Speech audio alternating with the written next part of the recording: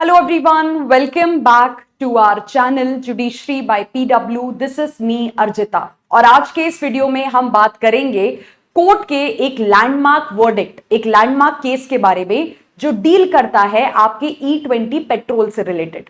देखिए, पिछले कुछ समय में आप देख रहे होंगे कि हमारे देश में काफी ज्यादा हल्ला किया जा रहा था E20 पेट्रोल को लेके। लोग सरकार को भी काफी ज्यादा कोस रहे थे कि क्यों ये जबरदस्ती E20 पेट्रोल लेके आया गया है, इससे हमारी गाड़ियां खराब हो रही हैं, इंजन सीज हो रहे हैं, हमारी गाड़ी का जो माइलेज है वो यहाँ पे गिर रहा है। ऐसे कई सारे कंप्लेंट्स यहाँ पे लोग रेस कर रहे थे।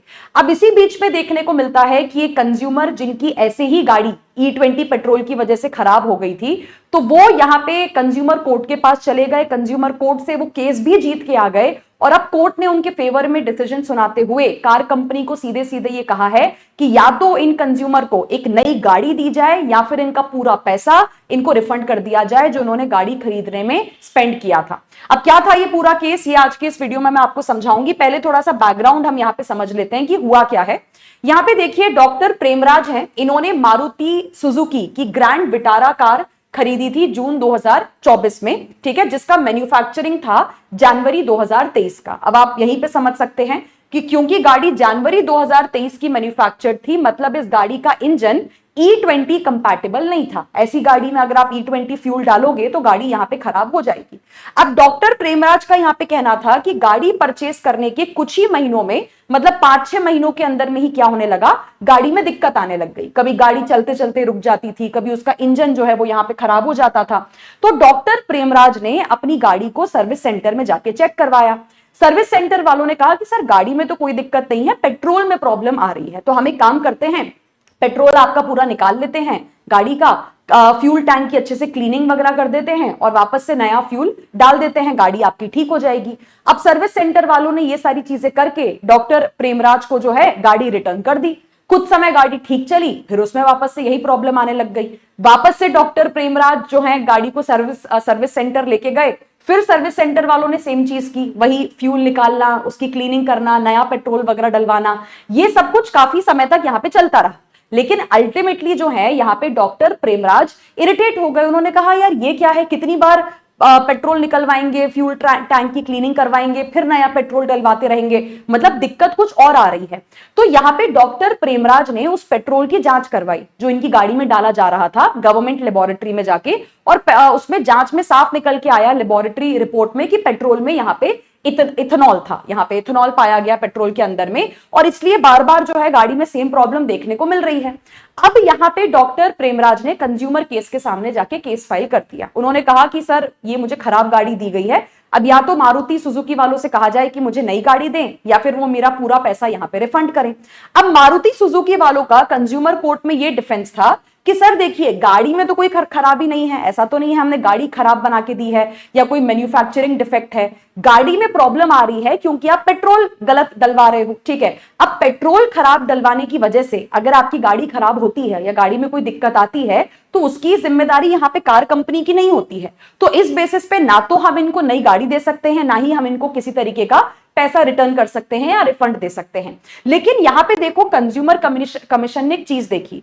कंज्यूमर कमीशन ने देखा कि गाड़ी में प्रॉब्लम आ क्यों रही थी, गाड़ी क्यों खराब हो रही थी। गाड़ी इसलिए खराब हो रही है क्योंकि वो गाड़ी का मैन्युफैक्चरिंग है जनवरी 2023 का।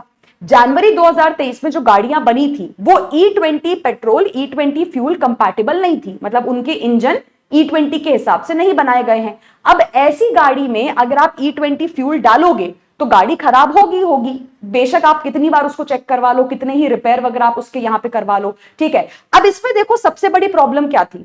सबसे बड़ी प्रॉब्लम यह है कि जो कंज्यूमर कमीशन ने यहां पे देखा कि आप एक E20 नॉट कंपैटिबल गाड़ी एक कंज्यूमर को बेच रहे हो, ठीक है। तो एटलीस्ट कंज्यूमर को गाड़ी सेल करते समय आप कम से कम ये तो बता दीजिए कि इस गाड़ी में E20 फ्यूल नहीं डाला जा सकता है। अब डॉक्टर प्रेमराज को ये बात बताई नहीं गई। उनको लगा कि भाई मेरी जो गाड़ी है वो E20 कंपैटिबल है, इसलिए वो E20 फ्यूल उसमें यहां पे डलवाते रहे। तो कंज्यूमर कमीशन ने ये पाया कि ये सरासर मारुति सुजुकी के पार्ट पे क्या था, डेफिशिएंसी इन सर्विस है, अनफेयर ट्रेड प्रैक्टिस है कि आप किसी चीज को सेल करते समय सारी चीजें कस्टमर के सामने ट्रू डिस्क्लोज नहीं कर रहे हो। आपने यहां पे क्यों नहीं बताई कस्टमर को ये बात कि ये जो गाड़ी आप उनको बेच रहे हैं ये E20 कंपैटिबल नहीं है, इसमें E20 फ्यूल नहीं डलवाना है।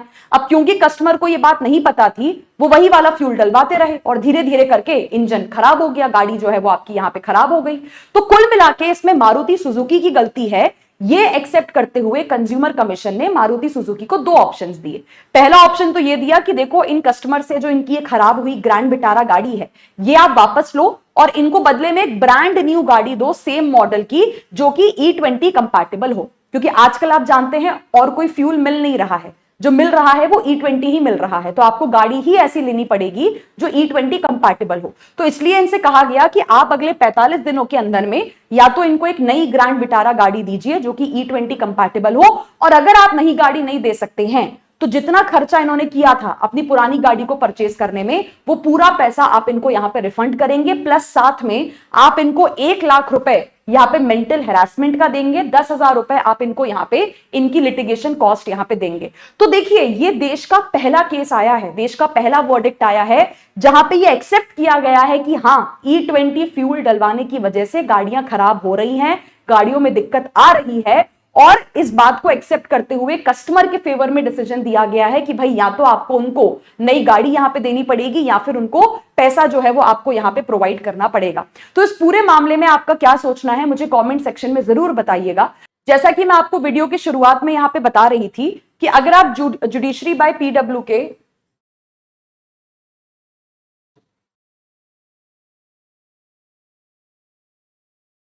जैसा कि मैं आपको वीडियो की शुरुआत में बता रही थी कि अगर आप जुडिशरी बाय PW के किसी भी कोर्स या किसी भी बैच को ज्वाइन करना चाहते हैं तो यहाँ पे मल्टीपल एग्जाम्स हैं, मल्टीपल कोर्सेज हैं जो आपको हमारे प्लेटफॉर्म पे ऑफर किए जाते हैं, चाहे जुडिशरी एग्जाम्स हो, चाहे पब्लिक प्रोसिक्यूटर हो। इसके साथ साथ अगर हम बात करते हैं, अगर आप ड्राफ्टिंग यहाँ पे सीखना चाहते हैं, बैंकिंग एग्जाम्स की तैयारी करना चाहते हैं, तो सभी एग्जाम्स की तैयारी आपको हमारे प्लेटफॉर्म पे करवाई जाती है। आप या तो हमारी वेबसाइट को विजिट कर सकते हो या फिर आप हमारी मोबाइल एप्लीकेशन पे भी जा सकते हो। साथ ही इसी वीडियो के डिस्क्रिप्शन बॉक्स में आपको एक नंबर भी दिया गया है, आप उस नंबर पे कांटेक्ट करके हमारी टीम से बात भी कर सकते हो। So thank you so much once again, take care, all the best for your preparation, bye bye.